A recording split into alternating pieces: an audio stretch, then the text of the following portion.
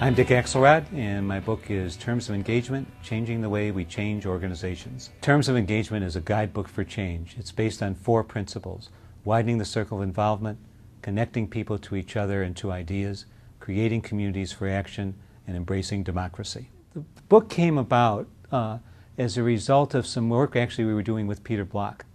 And the work was, how do we provide line managers with OD skills? How do we take the skills that are normally in the hands of consultants and give them away, give them to line managers so they can do the things we do? So what we started to experiment with was, how do you teach line managers to, lead, affect, create large system change?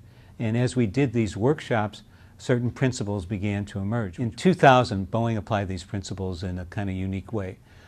In '99, they had the largest white-collar strike in U.S. history. And this was in the Boeing commercial engineering function. So we have about 15,000 engineers. There was a lot of connection about, people wanting things to be better. So what people began to learn was, everybody was sort of hurt, and they never wanted to go through that again, and everybody wanted the organization to be better. And Hank Queen, who was the VP of engineering at the time, realized that one of the ways to repair things was to give people local control about what needed changing. And so what he did was say, okay, we're going to employ these 4 principles. You can employ them in any kind of way.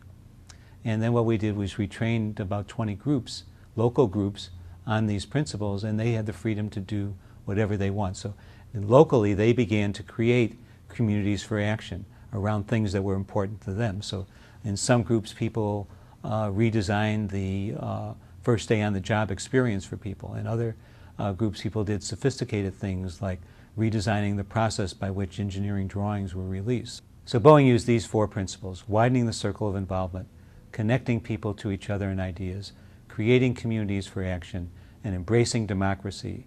And the result they got from employing these principles was that they had a 40% improvement in employee satisfaction 3 years later. The ideal takeaway for me, for people who read this book, is that they're self-sufficient.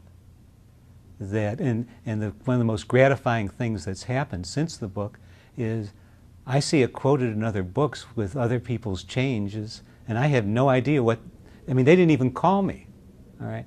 So that they were able to read the book, apply the principles, and I see it quoted in another change book, and they say, oh, and we use these principles to affect this change, like American Airlines was in one example of that. I had no idea it was actually happening, but got called by the editor and saying, they wanted to, make sure all the attributions were right and stuff like that.